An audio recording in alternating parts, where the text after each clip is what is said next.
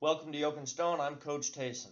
This is episode number 1, video number 1, in a series of videos that are designed and aimed at improving the human performance practitioner from strength and conditioning, physical therapy, athletic training, occupational therapy, and so forth, as well as the athlete and general population.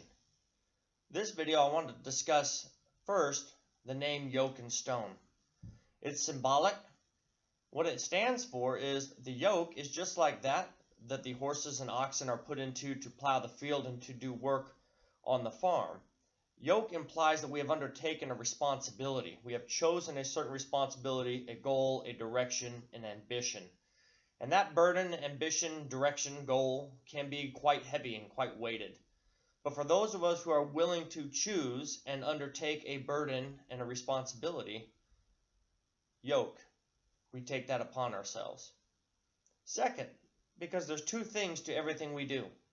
There is first the choice to do it, the choice to choose what to do, and then second, how we do it. And if we're going to undertake a burden, a responsibility to build or to grow in any fashion, it's best that we do it and we build with permanency in mind. Build it well, build it to last. And so usually when we build something to last, it's built out of a lasting material. And there's probably no better lasting material than stone. So the name Yoke and Stone implies that we have undertaken a burden, an ambition, a goal of our own free will, and that we have also chosen to do it well, to build permanently. So that's Yoke and Stone.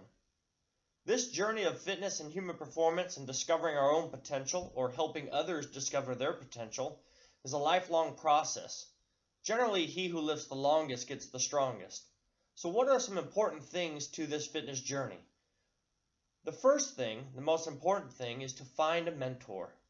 Find a Mr. Miyagi. Find your Yoda. Having a mentor, having a coach early in life that is skillful makes a tremendous difference, a difference that cannot be compensated for in any other way. There is no substitute or replacement for a good mentor. So I want to give you the 3 tips to finding a good mentor, to finding your Mr. Miyagi.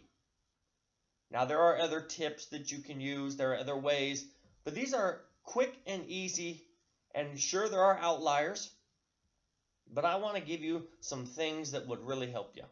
So these are the 3 things to finding a mentor. 1, find somebody who's old. Now I'll let you define what old is. But having somebody a little older in years and more seasoned will help you find somebody who is not blown about with every latest trend. They have seen things come and go. They know what lasts, what sticks, and generally what works. So that experience is invaluable. So find somebody who is old.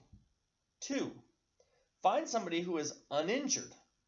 This will give you evidence that their methodology proves well over time, that their methods and their training does not lead to broken bodies, old t-shirts of high school stories. Number 3, find somebody who still possesses enviable ability. Now this is becoming rarer and rarer, and this might be the capstone of the 3. But if they have passion for the field and they have a certainty of its value, the value of the things that they are teaching and applying, then they will undoubtedly utilize it in their own life and it will produce results. So do their teachings, 1, prove well over time, consistent over time, don't create injury, and actually produce enviable results.